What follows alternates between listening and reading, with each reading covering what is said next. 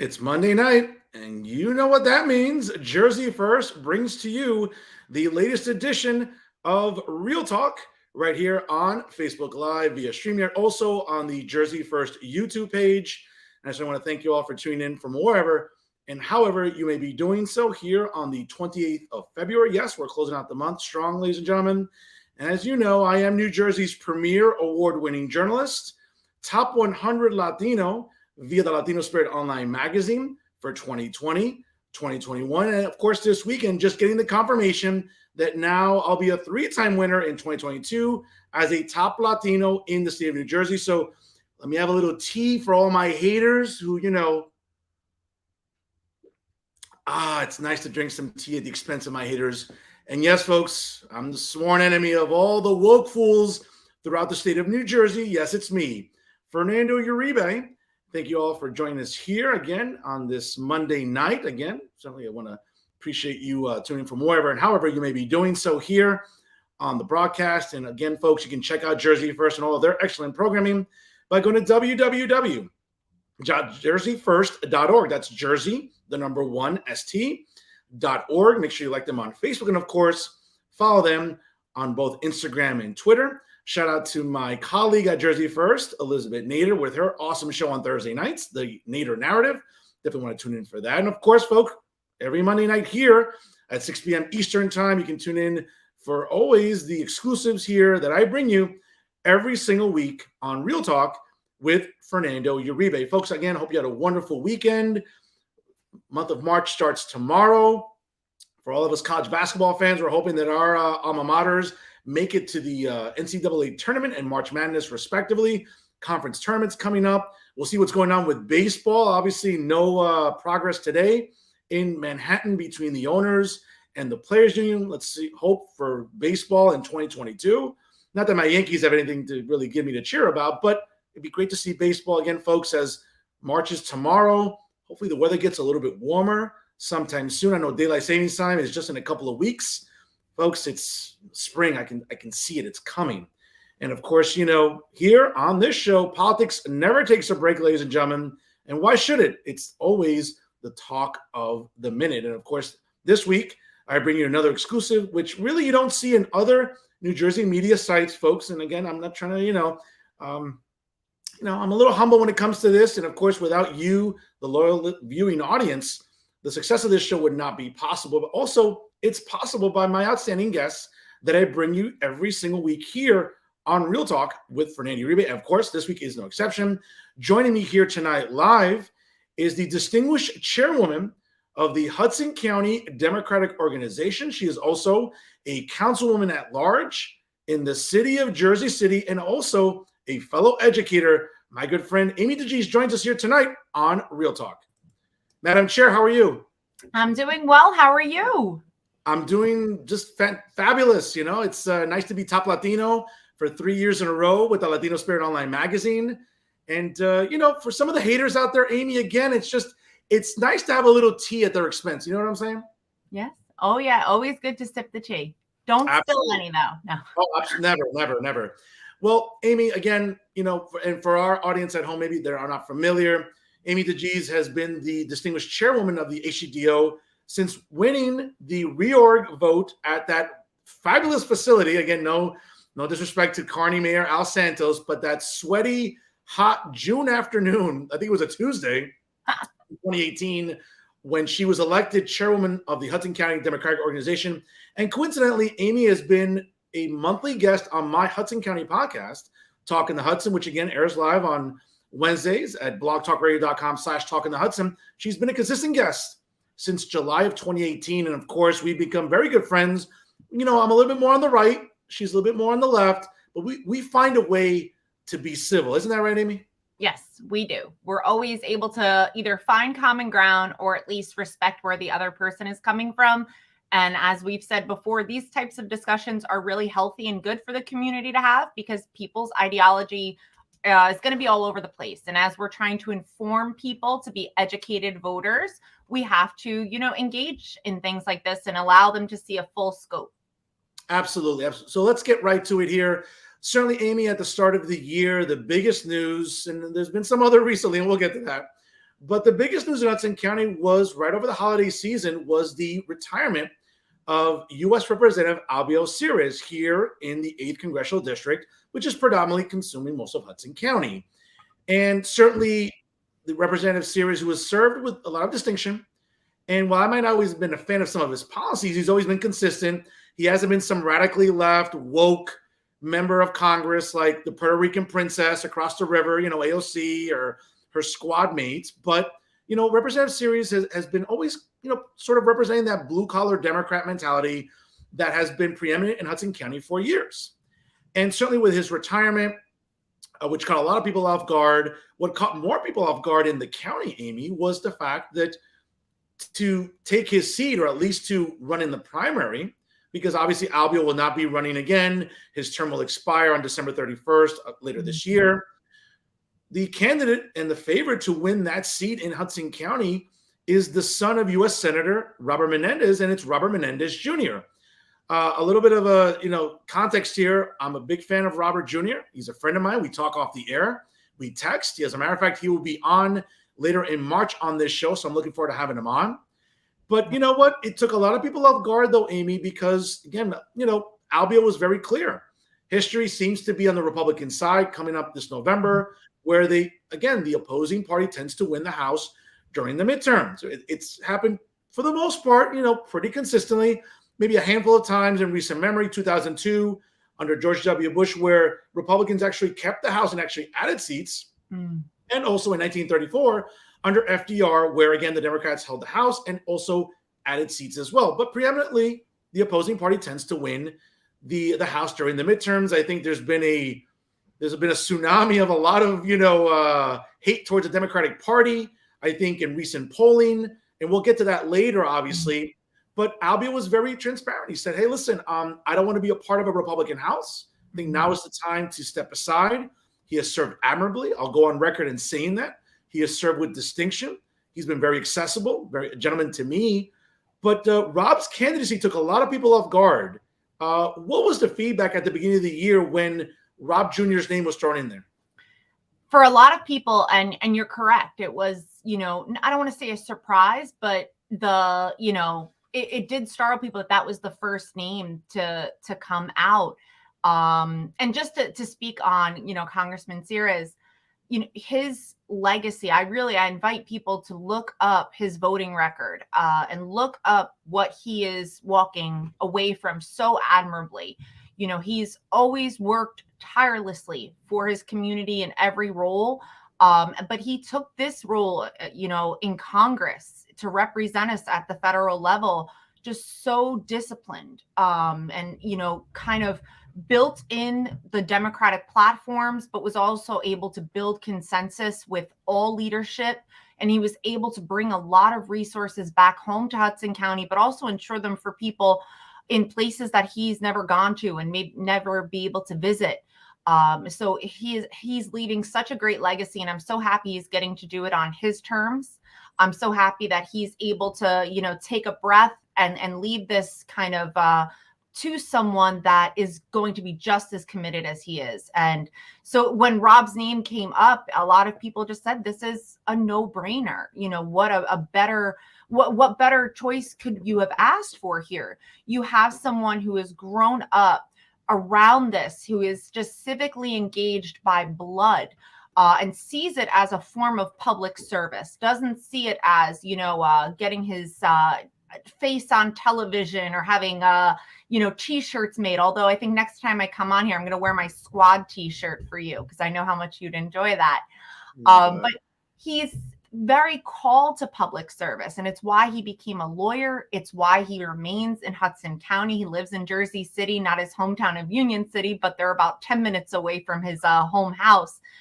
And he's completely obsessed with this life in a good, positive way. And I think his youthfulness and his, kind of, when we're a little bit younger, we're always a little bit more progressive. At least some of us are. I don't know if you were ever on the progressive level. Believe it or not, I was a little bit. I believe it. I really do. We'll bring you back there slowly but surely.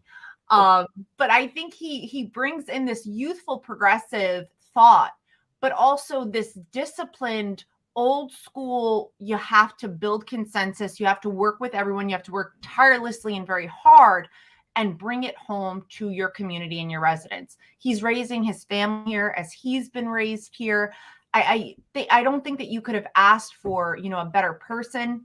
I think that early on, some of his little talking points, and I know he's fully shaping out policies and he's adding them to his newly created website, robmenendez.com. But he's already shaping out policies on bringing Hudson County more affordable housing options, addressing homelessness, addressing childcare, healthcare, education. And I know that his district will be his number one priority. So I'm so excited to coordinate this campaign with him. Him and I also consider him a friend, just like you do.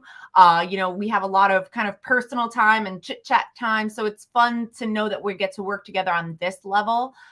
Try out some new things for the Democratic Party coordination to build our voter enthusiasm, make sure our strong voting base is out there. But we're also reaching out to other GOTV groups to secure a Democratic win, because you are correct. The midterms are always a difficult cycle to go into.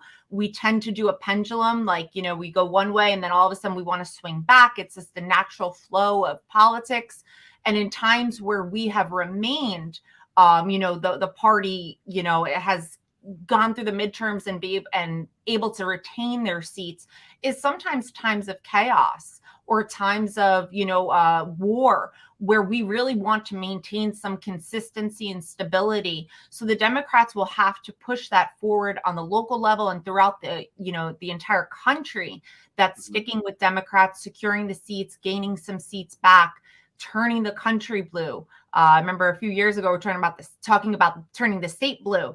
But, just kind of bringing that blue to the country to secure those seats will be a hard fought battle for them. And I hope that we are successful. Well, let's be fair. Hudson County is about as blue as Windex. I don't think that's going to change ever. There are pockets of the state in New Jersey that are a little bit reddish, maybe purplish. I wouldn't call New Jersey a completely blue state, but it certainly has pockets, of course, that make it purple for sure. Getting back to Robert for a second, because I know Robert personally, we've gone out to eat. He's a very nice guy. I like him. He's very accomplished. But, Rob, again, as a Democrat, Rob isn't this radical far left lunatic. Again, getting back to, that act plays well across the river, all right? Because people in the Bronx are clueless and they keep reelecting people like AOC, or, out in Minnesota, they look at anti-Semites like Rashida Tlaib. I'm sorry, excuse me, Ilhan Omar. And then in another state, Rashida Tlaib and Ayanna Pressley in Massachusetts. So, those are far left radicals that, that plays well in those areas, tragically and sadly. That's not the case here in Hudson County. And I think that's why Rob's candidacy is likable, because he's not going to be catering to the far left. And again, Amy, I don't have, you've been on my show plenty of times. I don't have any reservation in saying this. This election cycle is going to be about, I think, sort of bread and butter, kitchen table issues. Okay. I don't really care how this sounds, but at the end of the day, I care about inflation, which is at its highest since the 80s. I care about gas price, about the fact that we're no longer drilling domestically, and now we're having to import more oil. Obviously, we're seeing the geopolitical impacts of that. Okay, these are things that matter to people. Okay, supply chain issues. Okay, I'm sorry, pronouns, bathrooms, statues that offend me, pancake syrup, cereal boxes. Amy, this is stuff that is not important to me and a lot of regular people. And again, we'll sort of get to where the state of the Democratic Party is. But again, I'm glad that Rob is not, Rob is not catering to that. Rob is not, trying to acquiesce to this part of the party. Again, it's blue-collar Democrats in Hudson County, middle-of-the-road Dems that want to go to work, want to make sure that they can feed their families, that they want to be able to fill their gas tanks without donating a kidney, okay, where they're not, supermarket shopping does not become a task. That's the times we're living in right now. The idea that, we stop drilling domestically because we have to acquiesce to the climate hysterics in the party and everything has to be greener and et cetera. That's cute. At the end of the day, though, Amy, that's not, I think, what's something that Rob Menendez Jr. is running on. I think he's running once again on bread and butter issues, addressing homelessness, addressing, for whatever reason, affordable housing, which is important in Hudson County. Again, we look at Manhattan just feet away from us. Okay. Yeah. This is the thing. This is where it becomes, again, this sort of, meat and potatoes issues where Democrats, I think, are going to struggle to run on. Not here in Hudson County, again, not for Robert. I think Robert's going to do a good job. Again, he's a friend of mine. So I'm trying to be as objective as possible here. But Robert, I think, is not going to have the difficulties of selling his candidacy like other Dems will, whether it's across in New York or in Pennsylvania or other districts around the country where Democrats are really vulnerable. I know that Rob has some challengers. I think there's one progressive challenger who coincidentally was the campaign manager for the perpetual campaigner, Hector Oseguera. And I think there's another Democratic candidate. I know Rob's going to be fair, but as the chairwoman of the party, realistically, do these candidates have a chance to maybe have a discussion or sort of incur some debate? So I think any type of challengers you take seriously, right? You run unopposed or you run scared. And I do think that having dialogues about the party platform, and especially if you feel you're falling under the same umbrella, but you have such radically different thoughts, it is important to exchange those types of dialogue, because it's one thing to point out problems. It's one thing to say things would be better if we did X, Y, and Z. But voters want you to lay out how are you going to do this? And I know that we look at ourselves through a local lens and we say, well, we're as blue as Windex, which we are. But when you're sending someone that's going to have to work with someone who's, red as a fire truck, you have to know, how are they going to get that relationship going? How are they going to be able to work with them? Are they going to be abrasive and spend their time fighting and arguing and trying to burn someone on social media? Or are they going to, stick to their guns and their principles and, carry what they campaigned for to Washington and bring back some resources for the county? And you have tough, big shoes to fill, in this seat, and all of them really. But I think he'll welcome any challengers. And you had commented right in the beginning saying on his personality, he's so likable. He's charismatic. He's well-spoken. He speaks to you like a person. He doesn't use jargon. He doesn't speak as if he's superior to you. He's a nice, normal, smart man.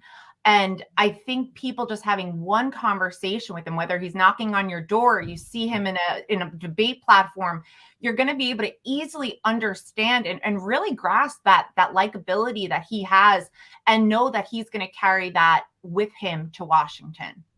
No, it'll certainly be very interesting. And folks, it's if you're just joining us right now live, it's 6:18 here on the East Coast. And joining me here this evening on Real Talk with Fernando Uribe, brought to you by Jersey First, is a distinguished chairwoman of the Hudson County Democratic Organization, Amy DeGise. Amy, let me ask you this, though, because I know that, Rob's done some other interviews. I know his first interview was with Uncle Dave, David Cruz with NJTV. I can promise Robert, because I talked to him off the air, that I will not be as hostile and as antagonistic as Uncle Dave was. It just seems like Uncle Dave is, I don't know if he's just menstrual. I don't know what's wrong with him. He always seems to be antagonistic when he's interviewing people. It's kind of, it's kind of embarrassing. But I promise, Robert, we're going to have a good, free-flowing conversation like you and I are having tonight about issues especially. But what was really interesting about that interview and others that he's done, or other, media that he's participating in, is, again, it sort of goes back to, and again, I'm not trying to be a homer here for his dad, because I know the senator personally. He's always been a gentleman to me, but we're Cuban, so I'll be a little favorite here where, we're very charming. When we know our facts and know our issues, we're able to convey them in an intelligent way. Again, the apple doesn't fall far from the tree. Rob learned that from his dad. He's able to sort of reach across the aisle. He's able to sort of articulate his points well. Again, I don't always agree with his father's policies at some times, but again, I can respect the fact that, Robert Menendez Sr. has been doing stuff for working class families, whether it's passing bills to help families with autism and other things. Like, I remember when you were campaigning for the senator in 2018, I remember I had you on my podcast regularly. We talked about this. And I think these are the things that, by osmosis, right, you would think that Junior would pick up from Dad, and it's going to serve him well in this campaign. Again, going into primary day. And again, I don't want to sort of be presumptuous, but, because of the voter roll, because of the advantage Democrats have in Hudson County with registrations and everything, it's almost a certainty that Rob's going to win in June and that he'll win and succeed Albio Series in November. So again, I think a lot remains to be seen about polling and everything else. I know that he's putting together a very, very competent campaign team, and I'm sure he'll put some ads out and flyers and mailers will go out. So that will happen in the coming weeks. But before we switch gears here, as we know, Albio will be leaving at the end of this year. What are some of your fondest memories of working with U.S. Representative Albio Series? Oh, especially during the Trump era, when a lot of our community did feel very vulnerable and as if resources were not going to come back to them or if they were going to be under attack. And he secured so much for us here in workforce development to make sure that our economy stayed strong on the local level, to make sure that people had work, and he really did come out very strongly against things that he did not agree with, and he stood up for marginalized groups, underrepresented groups, making sure that voter rights were protected. But he has a very long legacy of always giving to infrastructure, always dealing diplomatically but strongly in foreign relationships. And he served on several committees with South American nations. And he always wanted to represent the cultures of Hudson County in Washington. And when he spoke to foreign leaders and when he brought back resources. So I'll remember that fondly, and whatever he wanted to give to Hudson, he wanted all of the country to have. He wanted there to be safety. He wanted there to be a good, sustainable economy, that people were learning in-demand occupations with high employment outlooks. And I think that that'll be something that we have to continue to do because of the inflation and because of us still living in a pre-post-pandemic world, I guess we can call it. We're not in post just yet, but I feel like we're getting there. Well, absolutely. And by the way, I mean, at least we're not seeing mean tweets anymore, right? Yes. No more. Yeah, because that's really important, though. You know what I'm saying? As I like to point out on my social media a lot, though. But Amy, seriously, the thing about Rob's candidacy, again, as we transition from Albio Series to Rob Menendez Jr., and again, I'm looking forward to having Robert on in a couple of weeks here on the show.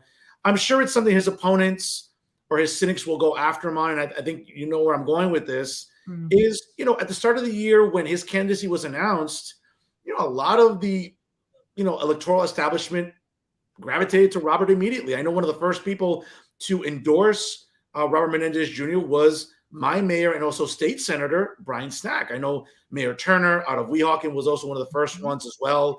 I know eventually everyone, I don't want to say fell in line, but eventually it was a domino effect where, the establishment went and gravitated around Robert. I know that there have been some rumors about, hey, at some point when Albio does want to retire and step down, there was maybe not a pecking order, but maybe sort of a line of succession about who should get that seat.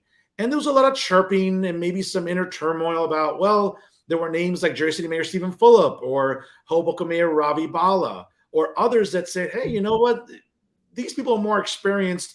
These people maybe should get the shot. That was not the case. Were there ever any grumblings within the HCDO that, oh, well, why did Robert Jr. get sort of elevated to be the nominee or at least to announce his candidacy? Did any of that tense conversation surface at all? No, none at all. And as he started to make his phone calls, he can only call one person at a time, and you have 12 mayors, Senate, Assembly, myself, everyone that was talking to each other, basically said, what more could you ask for? You have someone who really is going to be so dedicated. And I don't think that we feel the criticism is going to come from the HCDO or, just getting the line or whatnot, but that, he's the child of an elected official. And that resonates with me because I also am the child of an elected official. And it does often come up during a campaign. And it's very easy for people who dislike you running for things to throw that at you. But it just shows like this is in your blood. You've been raised around this. It's, it consumes your everyday, you're just paying attention to things on the local and the federal level. So I think that he'll be able to handle that well. But again, once word started to go around, there was no inkling of someone saying, well, so-and-so wants to challenge. And these elected officials and other leaders, they go right to their get out the vote, their GOTV teams. They go right out to their base, and to the people who are bringing out a few hundred or even a few thousand voters with them because they aligned with the same, background, religious community. And they were asked, and they were really excited about it too. And that's what matters at the end of the day. You can have our support, but that means nothing if people do not believe in voting for you and they're not enthused about voting for you. And a number of people have reached out, not just because they want to be supportive, they want to know how to help, when the first event is going to be, but they want to volunteer. They already want to work on this campaign and help him build up his platforms. And that is an enthusiasm that we really need right now, especially after November. We want to keep building that up. So I thought he brought that. So not just with the electeds, but with those core get out the vote groups too. No, fair enough. And of course, you brought up enthusiasm. Let's sort of go a little back a few months. I was the only journalist, Amy, on the record that said, hey, because of the variables that Democrats statewide have more than 1 million more registered voters than Republicans do, that the county machines, I don't mean the devices, but the apparatuses, do a good job of getting the vote out.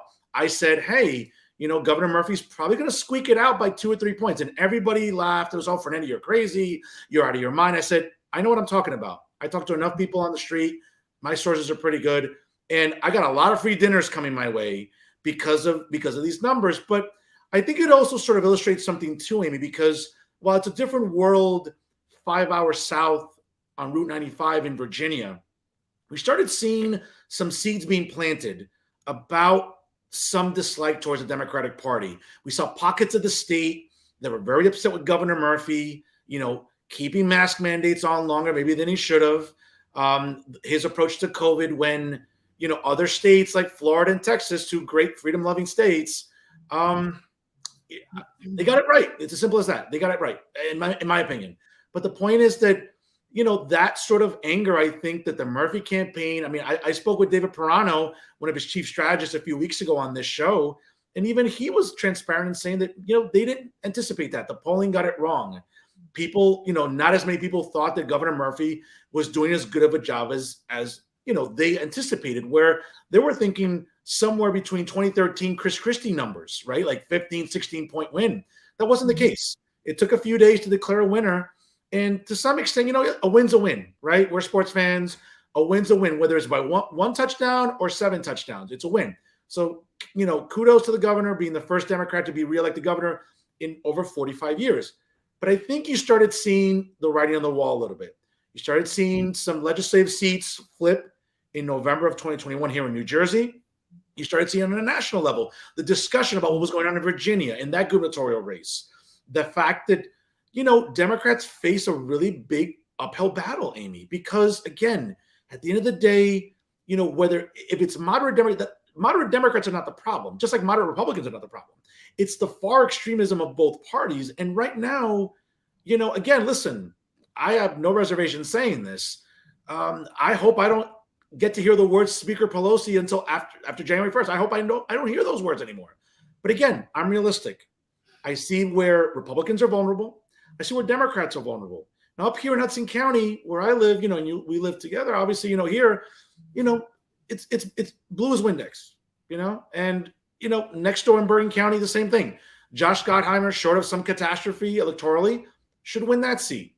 Right next door nearby in Essex County, Mikey Sherrill, okay? Another seems to be probably not an easy win, but most likely because, again, the demographics, the voter registrations, the apparatus, same with Bill Pascrell and Donald Payne.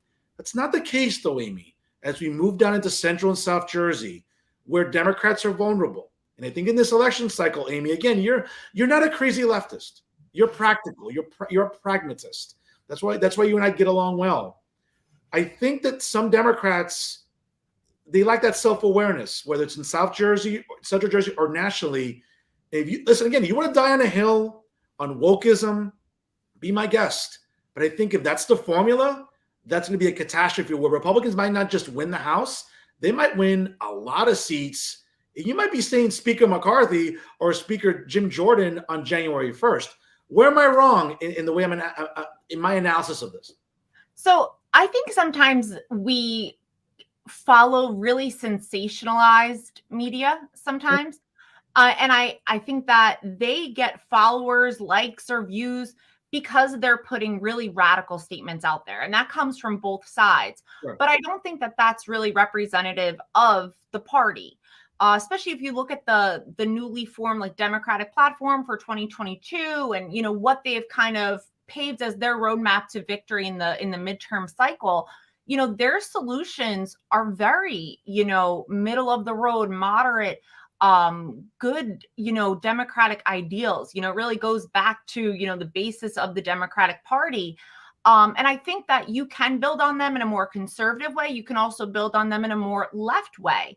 And we don't want to isolate any voters. We want the votes. And you do have to see that in Hudson County, there is a lot of voter enthusiasm with more left or more progressive groups. So you don't want to lose that enthusiasm. You don't want them to, not associate with you because they're going to go out and vote.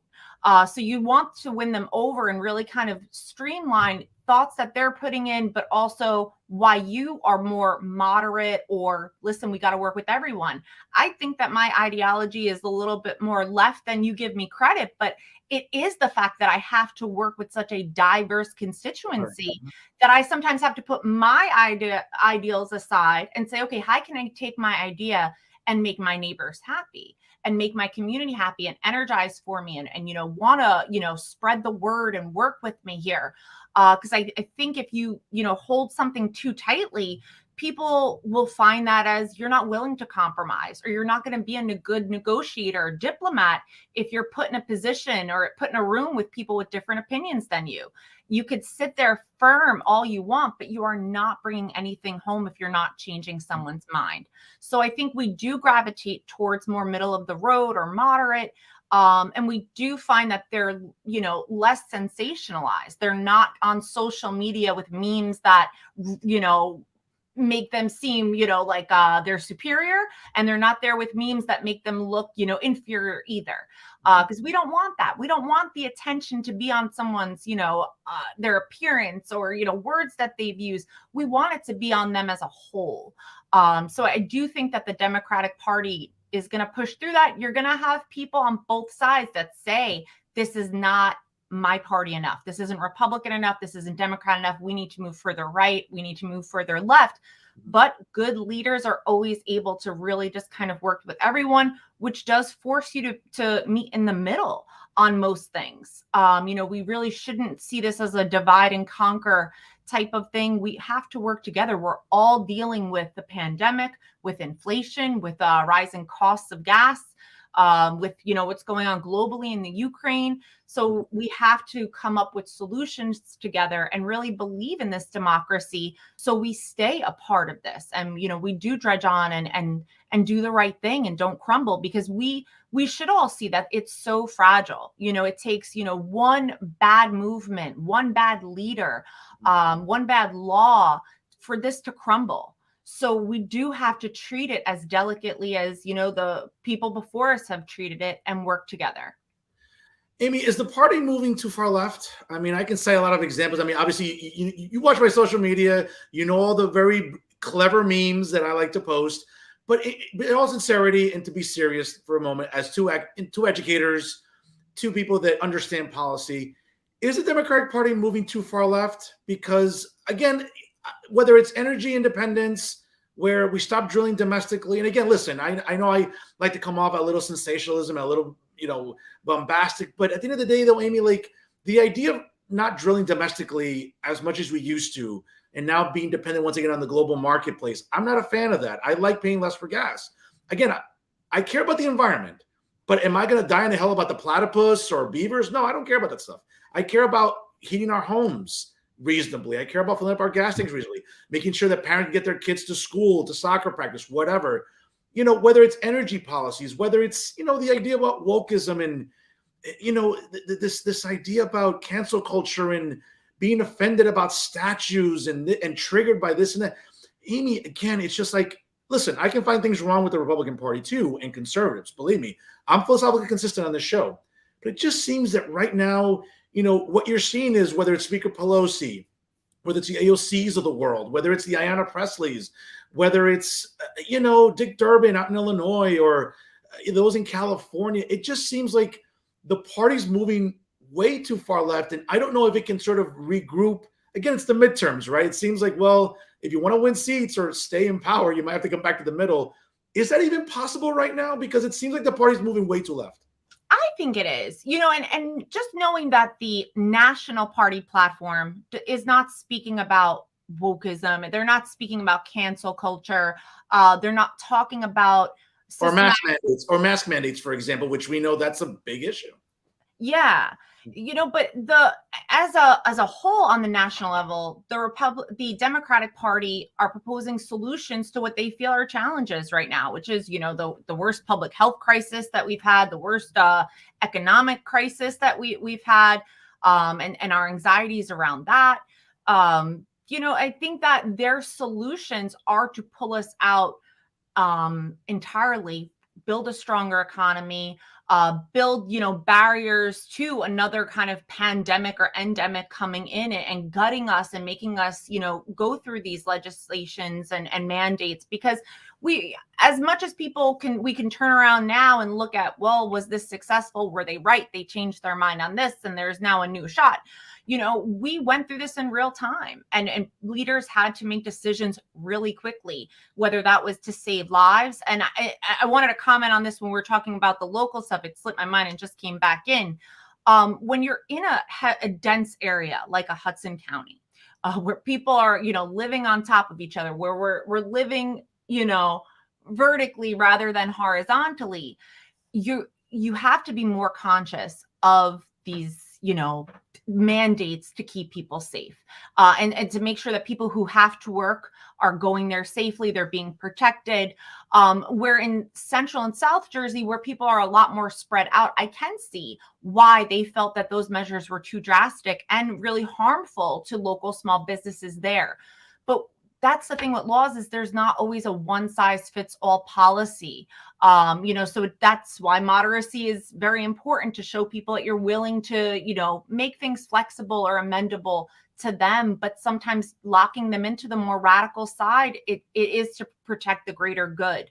If you didn't have those mask mandates here in New Jersey, maybe Central and South Jersey would not have been affected all of that more negatively. But I bet you Hudson County would have seen a lot more hospitalizations and deaths without them. So, it's a little bit of a give and take there. They have to make amends for, or they have to make, some sort of adjustments for North Jersey up here. Sorry, Central and South Jersey. But I do think as a whole, the Democratic Party platform is a very fair one. And they're not really bringing up these sensationalized issues that, will get you social media likes.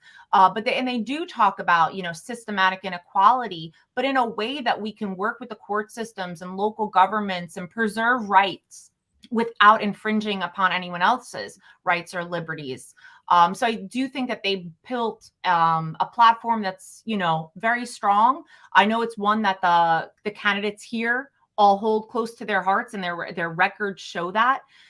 So I think that, sometimes the pendulum, you have a Republican president and all of a sudden the Democrats are able to go in there, and the pendulum swings back.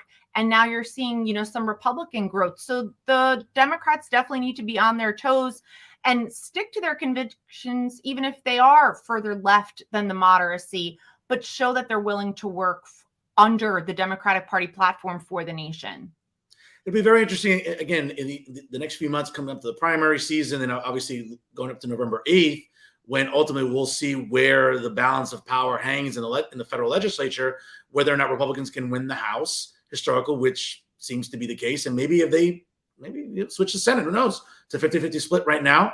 No Senate seats are up for grabs in New Jersey, but there are some seats up in some very, very interesting states that are very competitive races. So certainly, we'll find out what happens in the next few months, though, Amy, when it comes to that. Let's switch gears here and sort of go back to Hudson County, where, again, in the news cycle, we knew that in 2020, obviously, even with the pandemic, there was still the census that was taken.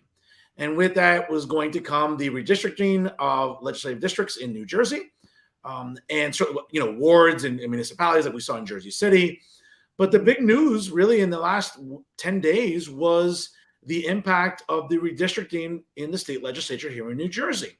And obviously different counties, different districts are going through their own sort of, transition. But here in Hudson County, let me tell you, whether it was the New Jersey Globe, Insider NJ, NJTV, Hudson County View, the New Jersey Monitor, Jersey City Times, the big story in the last 10 days was the fact that now in Hudson County, the legislative seats have been completely redistricted to some extent. And just for our audience at home, Legislative District 31 will remain the city of Bayonne and also the southern side of Jersey City, but now will include the city of Kearney.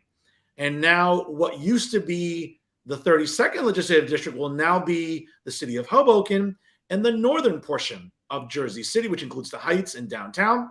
And now District 33, which was very different, just last year, will now include the city of Union City, as well as Weehawken, with obviously North Bergen, Guttenberg, West New York, and also the municipality of Secaucus.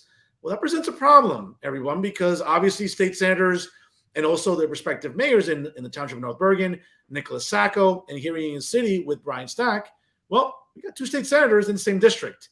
And that has caused a lot of commotion. That's caused a lot of chatter, where some people were anticipating that a war could be imminent when it came, obviously coming to primary season in 2023. That apparently has been avoided. Apparently, due to a sit down at the Waterside restaurant up by me, nearby in North Bergen, apparently the powers that be met, and State Senator Nicholas Sacco has agreed to concede the Senate seat and has decided to endorse Mayor Brian Stack, also the state senator. Of course, there are some conditions there, as reported by various news outlets, where Mayor Sacco will have a say in who the assemblyman or assemblywoman will be coming out of North Bergen. And I believe that the town of West New York will have their pick. I'd be shocked if it's not going to remain with Assemblywoman Angelica Jimenez, who's been a very, very good public servant.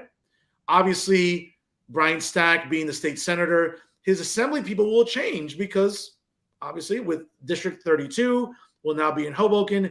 I sincerely doubt, and again, I'm just going on record here. This is my guess, where Annette Chaparro should remain the assemblywoman there.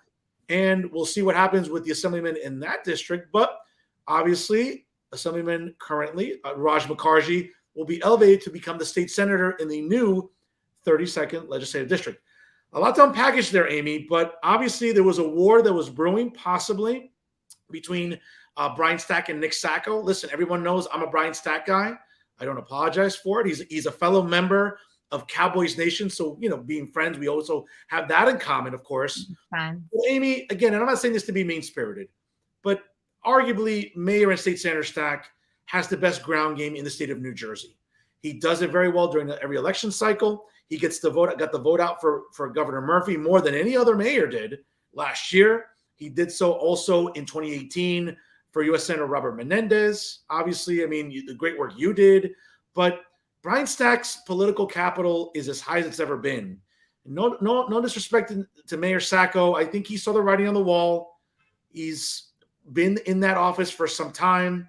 It may not have been fruitful or productive for the HCDO, who's now been living in some relative peace since the summer of 2018, to engage in another civil war. I would argue that was probably what motivated Mayor and currently State Senator Sacco to defer and endorse State Senator Stack. Is any of my chronology or any of my analysis, where am I wrong here, or did I miss something? So I think that you're pretty on key here.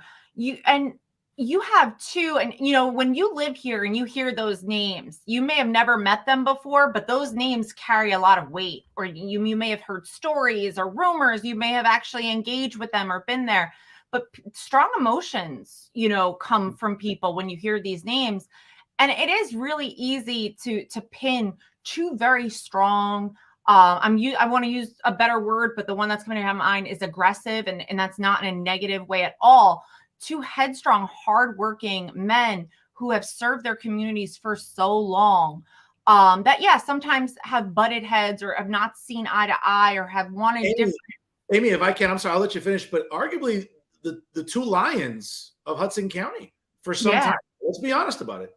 Easily Lions, able to galvanize their communities, able to say at the drop of a hat, we're meeting tonight, to their committee people, let's go. And all of their committee people will march out and carry on their work. Two of the strongest vote getters, both for their local communities and, like you said, for the governor's race too. And that's not this past time. This has been, elections for years now. I think a lot of people thought, well, this is just going to come to a head, because how does one person kind of abdicate power? But what really it came down to is these people who are public servants, and nobody wanted to see a war. Like you said, we've been living in peace, and people see how productive you could be in a peaceful, collaborative place. Neither one of those men wanted a war, because they knew at the end of the day, not only does that take away so much time and energy from what they're trying to do, it hurts their community. It hurts their constituents. It hurts where they're never going to leave and never going to stop serving. So it was incumbent on them. Why not? Let's unite. Let's go and forge this together. And that's what strong leaders do. Weak leaders will try to, usurp power. Strong leaders say, let's put it together. Let's go. Let's unite and conquer, not divide and conquer.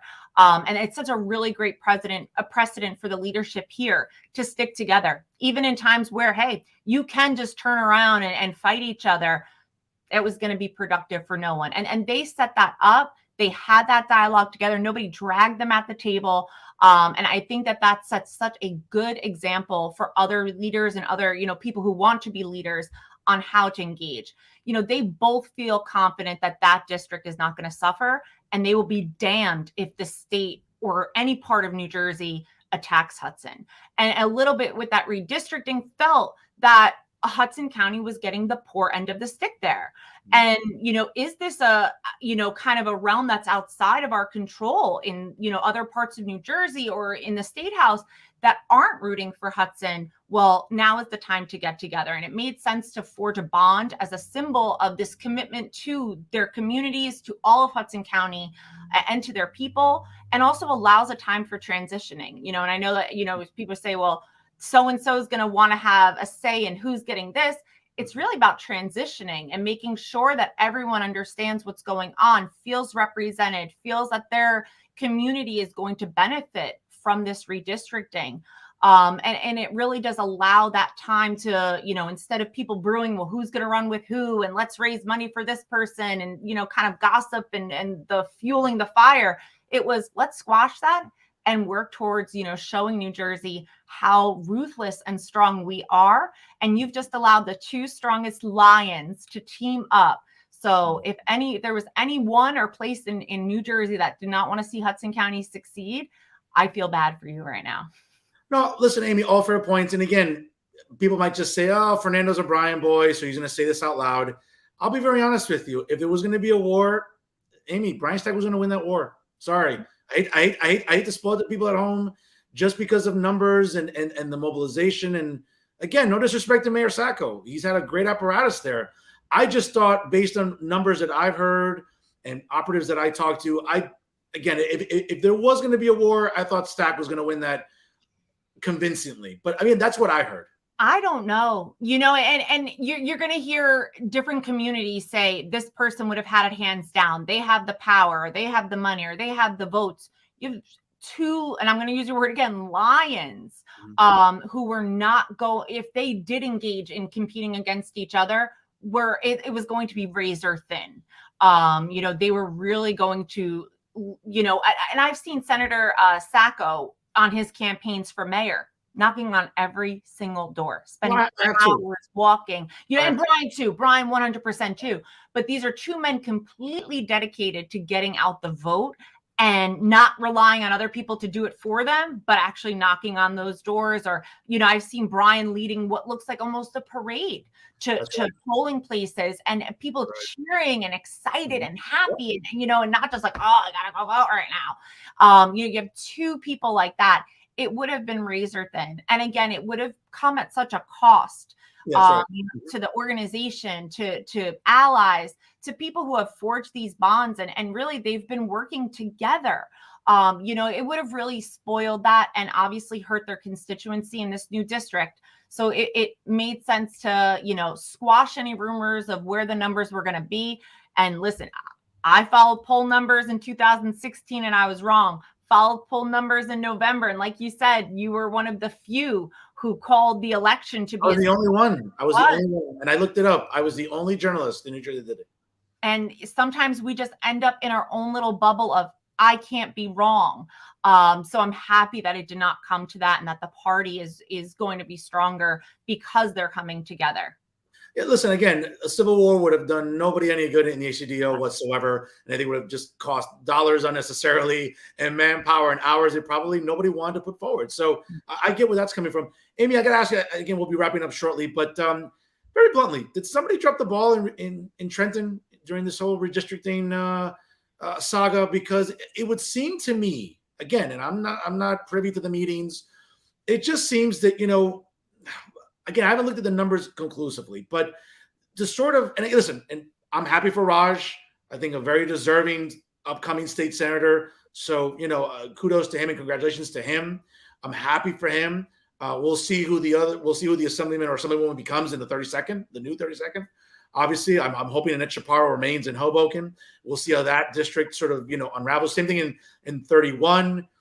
Interesting to have the town of Kearney there. Obviously, the township of Harrison is no longer going to be in Hudson. The township of East Newark is not going to be in Hudson. It just seems like kind of breaking up Hudson County in the eyes of some people unnecessarily. Again, point blank, did somebody drop the ball in Trenton?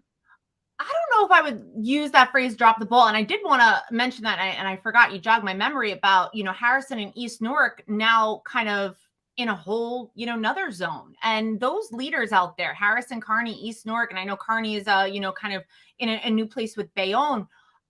They stick together really closely because they're smaller communities and they feel like they have a lot of shared resources and shared services among them that they depend on state and federal leadership to really make sure that things are allocated fairly. Wherein sometimes, and somebody like Mayor Santos will tell you that they weren't always allocated fairly. And it took a lot of work to get there on the county level and on the state level.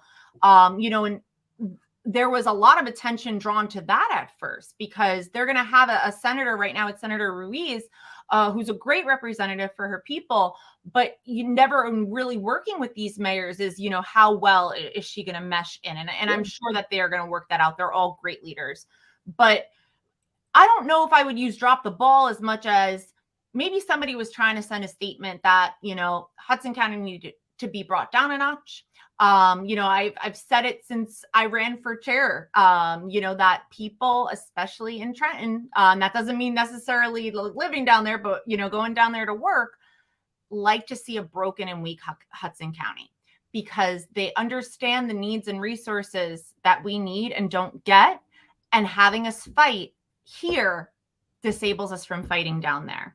So maybe our party organization was getting to a point that messages were getting sent down to other assembly and senators who wanted to send a message back saying, I want you guys to break up again. Maybe they did want a civil war. Maybe they did want two neighboring towns to fight. So we're not fighting for those resources that, yes, they are expensive. Funding our schools, our infrastructure, points in and out of New York are very expensive and could take away from other parts of the state. So yeah, if I lived there, I would be able to understand, but I represent Hudson County and I think that we do deserve them and so do our leaders. So we sent an amazing representative down there. Commissioner Cosmo Cirillo represented us so well. He fought hard to make sure that this map was drawn fairly and our leadership was behind them. And yeah, there was a bit of disappointment that we understood that we were going to not get everything, right? And I've just gone through this on the municipal level and the county level.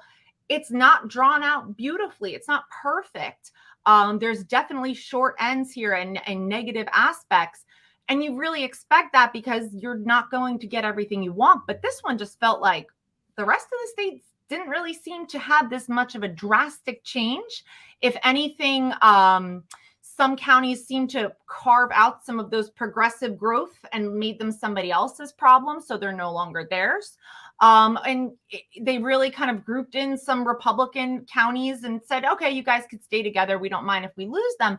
But in districts like ours and counties like ours, we didn't think that we were going to get hit this hard. So I do think that some leadership, some people, some voters are feeling as if, Hudson County was targeted, whether that be by another leader, by another elected, or by groups of them. So that's why I think we're going to assert ourselves down in Trenton. It'll be very interesting to see again what happens in the districts themselves. I think the final vote is upcoming, short of some real drastic. I know your father, the county executive, I know voiced some disapproval about the county map now after redistricting. But it seems that, again, if these concessions were made and now there's going to be a peace within the organization, again, among the two lions, State Senator Stack and State Senator Sacco, it seems like, again, I don't know how your father feels as a county executive, whether or not objecting or trying to I know he's not trying to delay a vote, but saying like maybe just objecting to the map itself. That seems like that's subsided already, correct? It possibly, but I think if there was an opportunity to go back, I think we would, want to go through and have some public comment and public feedback on if we feel like this is a fair, redistricting or redrawing of us. And not just the North Hudson side, but the West Hudson side as well. Fair enough. Again, and we'll see what happens, obviously, when it comes to a final vote before the courts, obviously, once that's certified. Amy, before I let you go, obviously, you're such a great guest. You've been a regular on my podcast, Talking to Hudson, again, via blogtalkradio.com/Talking to Hudson. But I have to say that, I commend you and admire you for your strength and this sort of thick skin you have, because I am sure that you get a lot of grief and you're a lady and you're not going to tell me about it. You're a peach about it. But you get a lot of grief for coming on my show. I'm sure we're coming on tonight. And, you and I have been friends off the air. Obviously, we have we're fellow educators. We're entrenched within the political climate, so we have a healthy respect for each other. But I just have to sort of ask you, I know it sounds very self-serving, so I apologize to our audience, to you, but I'm sure you get a lot of grief about it. But, ultimately, you make a decision to come on not just my podcast, but on this show and other shows I've hosted as well. At the end of the day, am I really a likable conservative? Yeah, I think so. You've been nothing but respectful and kind. When you ask me questions and you hear my responses, and it's funny, we don't normally get to see each other. Yeah. So I don't know how often you're rolling your eyes or going like, what is she talking about? No, not really. No. Other Democrats and liberals I've interviewed, probably. Yeah, absolutely. But you don't sit back, hear my response and go, well, that's dumb. Why would you do that? You don't make it a combative show. You make it a conversation. There are times you say, oh, that was a good point. Or sometimes you say, like, I don't agree. It's never awkward. It doesn't feel like I have to prepare and stay strong. It's a conversation, and you've always acted that way with me. I don't dig through all of your beliefs and make sure I go through with a fine-tooth comb to see do we align? I think it's just better off that we talk to each other and go through things at that level. I don't get a lot of grief for coming on your show. I think more people are probably like, why does he want to talk to you every month? Like, you're not that interesting. But I would never say that. Absolutely not. That is abhorrent of anyone to say that. My God. I'm sure. But I'm sure people think that of me, like, what every month? What could she have to say? But we always find something good to talk about. And again, I think this happens in people's homes. This happens in people's workplaces where the person that you're 3 feet away from or, in a bedroom next to has completely different ideas than you. Do you just resort to ignoring them or pretending that they don't exist? Do you want to seek revenge or harm them? No, you talk to them. And you show everyone that if you want to have an opinion, do your research, find what you're passionate about, and stick with it. Don't bend because the person you're talking to feels a different way. And I think that it sets a good model. And I hope that people do want to engage in these conversations with each other to learn. Amy, fair enough. I appreciate the kind words. And listen, something I get a lot from either producers that I've had over the years is, and believe me, I can show you dozens of emails of people trying to cancel me. And my answer is always the same. Stop trying to cancel me. Just, you know what? Come up with better arguments. That's it. It's not about, you want to demonize me, you want to vilify me. That's fine. But just don't, if the default mechanism is to try to cancel me because you disagree, well, then come up with better arguments. Like, where am I wrong? Prove me wrong in positions that I take or policy prescriptions that I offer. And also, too, not to put you on the spot, but I'm sure, and I know you can't click like on them, there's a lot of memes I know that you look at and say, wow, that was so good by Fernando, but I can't like them. I'll get crucified. I won't hold your feet to the fire. I'll keep that our little secret. I'm sure there are some memes that you look at and go, wow, that was really funny. Yeah, he's right, but I can't like this. I can't share this. I'll get killed for this. And there are probably others that I'm like, what is he thinking? Who put that up there? But well, listen, again, we can always agree or disagree, but we're always civil about it. And that's what I like about the show, Amy, again, whether it's having you, other candidates that, candidates, elected officials, political operatives, whatever, where, we can agree or disagree, but do it civilly. Like, it's not a screaming match. You're not calling me a knucklehead. I'm not calling you a knucklehead. That's playful, but it can get nasty real quick. And yep. That's something I take pride in, where that never happens on my shows, because I'll talk to everybody under the political sun. So because of that, again, I always cherish our conversations. And folks, she is Hudson County Democratic Organization Chairwoman and also Councilwoman at Large in the city of Jersey City. Amy DeGise joining us here tonight on Real Talk. Amy, we'll have you on later on in the spring. Hopefully when the days get a little bit sunnier, they get a little bit longer. And hopefully we'll get some baseball to talk about on the show as well later on this spring. But I look forward to having you back on. And thank you for always being supportive of my media brand and my brand of opinion journalism. And thank you for joining us here tonight on Jersey First. Thank you for having me. I hope you have a good night. And don't forget to share the episode, obviously, after tonight and in the coming days. I appreciate it, okay? Absolutely. Thank you so much. God bless you, Amy. Take care. Take care. Folks, again, great episode tonight here on the show. And, I can't say enough about guests like Amy DeGise and those that are Democrats that want to come on and talk with me. Again, coming up in a few weeks, I'm going to have congressional candidate here in the 8th Congressional District, Robert Menendez Jr. on the show.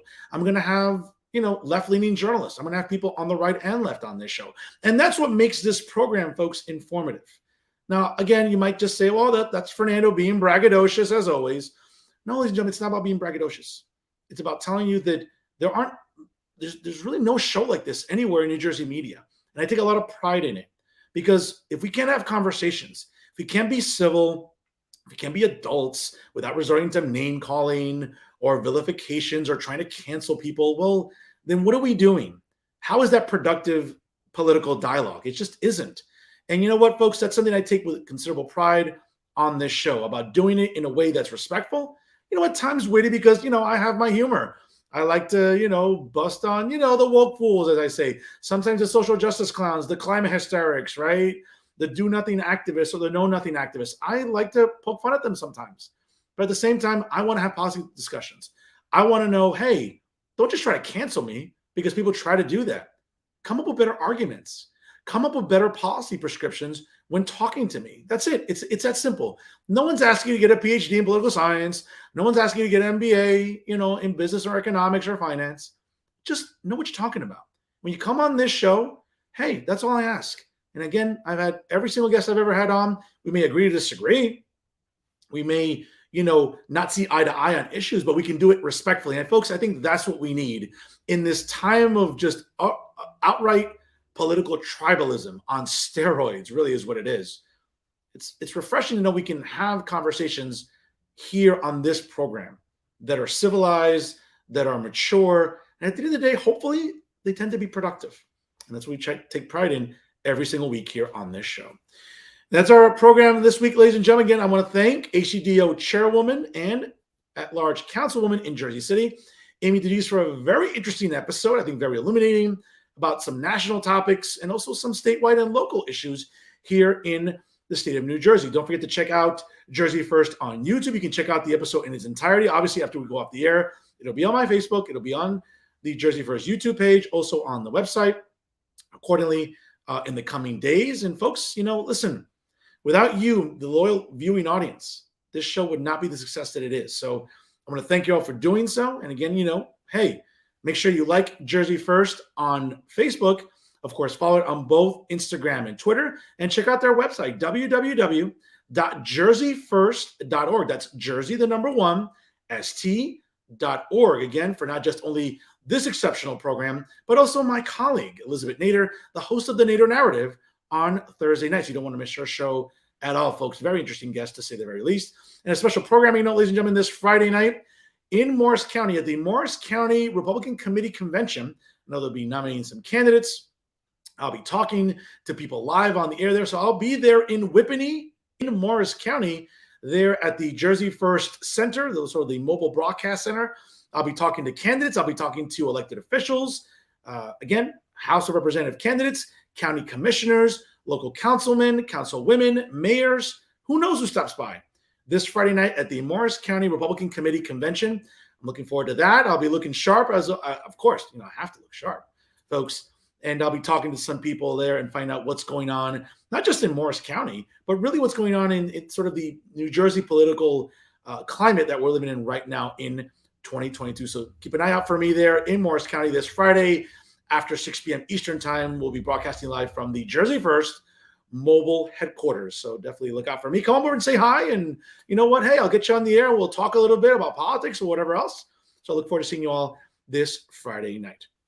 Folks, again, that's our show for this week here. Always check out Jersey First on YouTube. Make sure you like them on Facebook and also follow them on Instagram and Twitter. And always remember, ladies and gentlemen, if it's unbiased, unfiltered, and unafraid, it's always real talk right here with Jersey First. I am New Jersey's premier award-winning journalist, top 100 Latino in 2020, 2021, and now, I just learned this weekend, in 2022, via the Latino Spirit online magazine, and of course, the sworn enemy of all the woke fools and do-nothing, know-nothing activists throughout the state of New Jersey. You know who I am. I'm Fernando Uribe, standing up against all of them and doing so with considerable pride. Folks, I'll see you next week here. Again, happy March. And we'll be celebrating Women's History Month, obviously, coming up in the next few weeks here on the show. Folks, I'll see you next week here live at 6 p.m. Eastern time on Jersey First, via YouTube, also on Facebook Live, via StreamYard. Have a great night, everyone. We'll see you next time here on Real Talk with Fernando Uribe.